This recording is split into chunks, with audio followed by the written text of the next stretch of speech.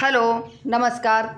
आज हम जियोग्राफी पढ़ेंगे, जिसमें हम विश्व का भूगोल पढ़ रहे हैं। हम अगली क्लास में पवनें पढ़ चुके हैं, उसी से आगे आज हमारा ये टॉपिक है कोइम्बेंग। कोइम्बेंग जावा में चलने वाली गर्म और शुष्क पवन है। कोइम्बेंग तंबाकू की फसलों के लिए हानिकारक होती है। पेम्पेरो हवू शीतस्थान किस प्रकार की पवन है तथा बाताग्र किसे कहते हैं? इसका आंसर आप कमेंट में दीजिए। पापागायो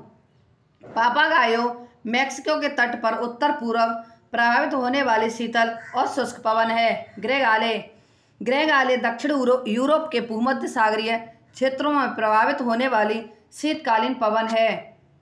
स्थानीय पवन सीमित क्षेत्र में प्रभावित होती है। स्थानीय पवनें गर्म एवं ठंडी दोनों प्रकार की होती हैं। स्थानीय पवनों का अलग अलग देशों में भिन्न भिन्न नाम है। जेट प्रवाह क्षोभ मंडल की ऊपरी परत में पश्चिम से पूर्व दिशा की ओर अत्यधिक तीव्र गति से प्रभावित होने वाली नलिकाकार सक्रिय और क्षैतिज परिध्रुवीय पवन को जेट प्रवाह कहा जाता है। क्वेश्चन है, जेट प्रवाह किसे कहते हैं तथा यहाँ कहाँ पाया जाता है? इसका आंसर आप कमेंट में दीजिए। जेट प्रवाह का संचरण दोनों गोलार्धों में 20 डिग्री अक्षांश से ध्रुवों के बीच 7.5 से 14 किलोमीटर की ऊंचाई के मध्य होता है। जेट प्रवाह की सामान्यतः गति 150 से 200 किलोमीटर प्रति आवर होती है। शीतकाल में जेट प्रवाह अधिक प्रबल हो जाती है तथा इनका वेग ग्रीष्मकाल की तुलना में दोगुना हो जाता है। जेट प्रवाह की उत्पत्ति पृथ्वी की सतह पर तापमान में अंतर और उससे उत्पन्न वायुदाब के उतार चढ़ाव के कारण होती है। इसका संबंध भूमध्य रेखा से ध्रुवों की ओर तापमान में अंतर तथा ध्रुवों पर धरातल पर उच्च दाब एवं उसके ऊपर क्षोभ मंडल में निम्न दाब के कारण उत्पन्न परध्रुवीय अंतर से है। पृथ्वी पर तापमान के वितरण का संतुलन बनाने में जेट प्रवाह की महत्वपूर्ण भूमिका है। उष्णकटिबंधीय मानसूनी वर्षा जेट प्रवाह से प्रभावित होती है। जेट प्रवाह के कारण तूफान, वर्षा, वायुमंडलीय विक्षोभ, चक्रवात एवं प्रतिचक्रवात उत्पन्न होते हैं। वायु राशियां वायुमंडल का एक विस्तृत तथा विशाल भाग है, जिसमें आर्द्रता और तापमान के भौतिक लक्षण क्षैतिज दिशा में समान रूप से कई परतों में पाए जाते हैं। वायु राशियां मौसम और जलवायु के अध्ययन में महत्वपूर्ण भूमिका निभाती हैं। बाताग्र जब ढलान वाली सीमा के सहारे दो विपरीत स्वभाव वाली वायु राशि मिलती हैं, तब बाताग्र का निर्माण होता है। गर्म एवं हल्की आक्रामक होकर ठंडी एवं भारी वायु के ऊपर चढ़ती तो उसे उष्ण बाताग्र कहलाता है। ठंडी एवं भारी वायु आक्रामक होकर गर्म एवं हल्की वायु को ऊपर उठा देती है तो उसे शीत बाताग्र कहा जाता है। आर्द्रता वायुमंडल में उपस्थित जलवाष्प को वायुमंडलीय आर्द्रता कहा जाता है। वायु के निश्चित आयतन में उपस्थित जलवाष्प की मात्रा को निरपेक्ष आर्द्रता कहते हैं। आर्द्रता किसे कहते हैं तथा वायु के तापमान में सापेक्षिक आर्द्रता पर क्या प्रभाव पड़ता है? इसका आंसर आप कमेंट में दीजिए। निरपेक्ष आर्द्रता को ग्राम प्रति घन सेंटीमीटर में व्यक्त किया जाता है। वायु के निश्चित भार में उपस्थित जलवाष्प का सकल द्रव्यमान विशिष्ट आर्द्रता कहलाता है। विशिष्ट आर्द्रता को ग्राम प्रति किलोग्राम इकाई में मापा जाता है। किसी निश्चित तापमान पर निश्चित आयतन वाली वायु की आर्द्रता सामर्थ्य तथा उसमें मौजूद आर्द्रता की वास्तविक मात्रा के अनुपात को सापेक्षिक आर्द्रता कहते हैं। सापेक्षिक आर्द्रता निम्नलिखित विधि से ज्ञात की जाती है। सापेक्ष आर्द्रता बराबर निरपेक्ष आर्द्रता बट्टे आर्द्रता सामर्थ्य इंटू 100। सापेक्षिक आर्द्रता को प्रतिशत में व्यक्त करते हैं। वायु का तापमान और जलवाष्प की मात्रा सापेक्षिक आर्द्रता पर निर्भर करती है। वायु के तापमान में वृद्धि होने पर सापेक्षिक आर्द्रता कम होती है। वायु के तापमान में कमी होने पर सापेक्षिक आर्द्रता में वृद्धि होती है। वायु में लगभग 45% सापेक्षिक आर्द्रता मनुष्य के लिए सबसे अधिक आरामदायक है। संतृप्त वायु की सापेक्षिक आर्द्रता 100% होती है। ओसांक ड्यू पॉइंट ओसांक वायु का वह तापमान है जिस पर जल की अपनी गैसीय अवस्था से तरल या ठोस अवस्था में रूपांतरित हो जाता है।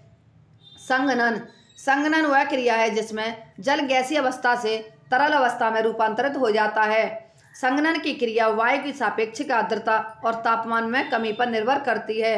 ओस, वायु का तापमान ओसांक से नीचे गिरने पर वायु में उपस्थित जलवाष्प संघनित होकर जल की छोटी छोटी बूंदें पृथ्वी तल पर जमा हो जाती हैं, जिसे ओस कहते हैं।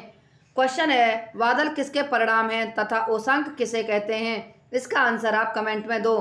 तुषार अथवा पाला, पाला अथवा तुषार तब पड़ता है जब हिमांक से ओसांक नीचे रहता है तथा अतिरिक्त जलवाष्प हिमकणों के रूप में जम जाता है।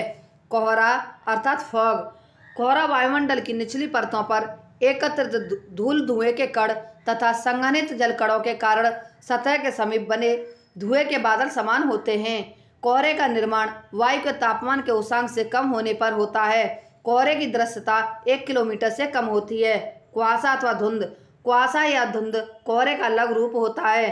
कुआसा में दृश्यता 1 किलोमीटर से अधिक और 2 किलोमीटर से कम होती है। बादल क्लाउड्स, बादलों का निर्माण मुख्यतः वायुमंडल में जलवाष्प के संघनन के परिणाम स्वरूप निर्मित जल कणों अथवा हिमकणों के झुंड से होता है। बादल वायुमंडलों में कम घनत्व के कारण तैरते हैं। आकृति, ऊर्ध्वाधर, विस्तार और धरातल से ऊंचाई के आधार पर बादल निम्नलिखित प्रकार के होते हैं। ओसांक किसे कहते हैं तथा पाला कब पड़ता है? इसका आंसर आप कमेंट में दो।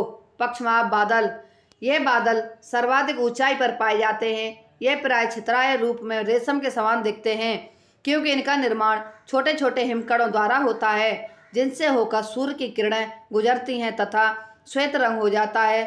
चक्रवात के आगमन के से पहले आकाश में पक्षमाप मेघ दिखने लगते हैं। पक्षमाप स्तरीय बादल, ये मुख्यतः 1800 फीट से अधिक ऊंचाई पर पाए जाते हैं। इनके आने पर सूर्य एवं चंद्रमा के चारों ओर प्रभा मंडल बन जाते हैं जो कि चक्रवात के आगमन की सूचना देते हैं।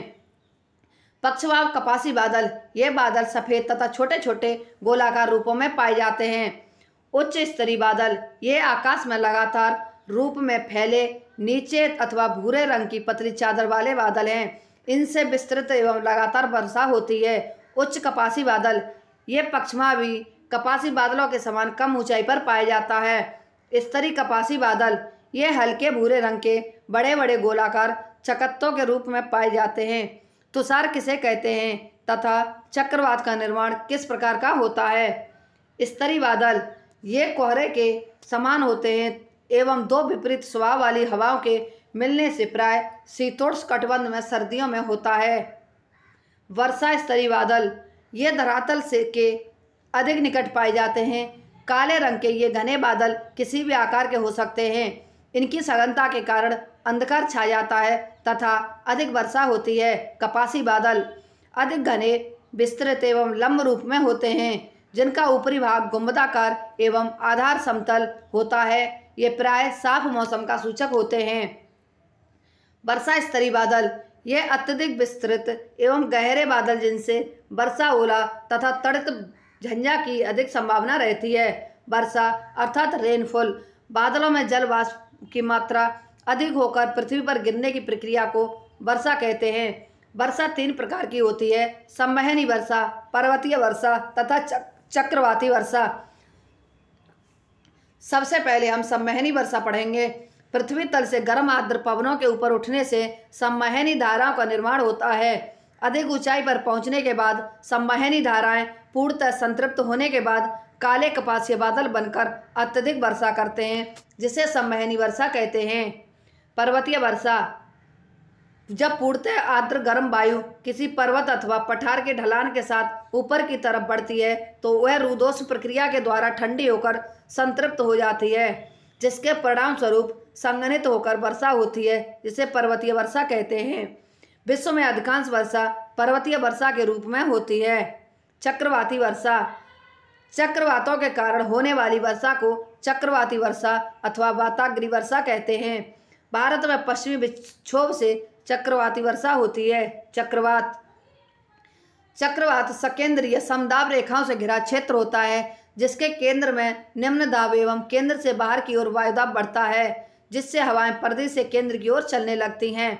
उत्तरी गोलार्ध में चक्रवात की घड़ी की सुई की दिशा के विपरीत और दक्षिणी गोलार्ध में चक्रवात घड़ी की सुई की दिशा में चलता है। चक्रवात 2 प्रकार के होते हैं: शीतोष्ण कटिबंधीय और उष्ण कटिबंधीय। नोट: चक्रवात वर्षा करने में सहायक होते हैं। प्रति चक्रवात एंटी साइक्लोन। प्रति चक्रवात वृत्ताकार समदाब रेखाओं से घिरा हुआ वायु का क्षेत्र होता है, जिसके केंद्र में वायु दाब उच्चतम होता है एवं बाहर की क्रम से कम होता जाता है, जिससे हवाएं केंद्र से परिधि की ओर चलने लगती हैं। नोट: चक्रवात के विपरीत की स्थिति में प्रति चक्रवात की उत्पत्ति होती है। उत्तरी गोलार्ध में प्रति चक्रवात घड़ी की सुई की दिशा क्लॉकवाइज चलता है और दक्षिणी गोलार्ध में प्रति चक्रवात घड़ी की सुई के विपरीत एंटी क्लॉकवाइज चलता है। नोट: प्रति चक्रवात में मौसम साफ तथा हवाएं मंद होती हैं। टॉर्नेडो। टॉर्नेडो एक अल्पकालिक और प्रलयकारी उष्णकटिबंधीय चक्रवात है। टॉर्नेडो की आवृत्ति कीपाकार होती है। टॉर्नेडो मुख्यतः संयुक्त राज्य अमेरिका में उत्पन्न होते हैं। हरिकेन। हरिकेन अटलांटिक महासागर से उठकर पश्चिमी द्वीप समूह के चारों तरफ चलने वाला तीव्र चक्रवाती तूफान है। टाइफॉन। टाइफॉन प्रशांत महासागर से उठकर मुख्यतः चीन सागर, फिलीपाइन द्वीप, दक्षिणी जापान क्षेत्र को प्रभावित करने वाला चक्रवात है। भारत में पश्चिमी विक्षोभ से किस प्रकार की वर्षा होती है तथा टॉर्नेडो कहाँ उत्पन्न होते हैं? इसका आंसर आप लोग कमेंट में दीजिए।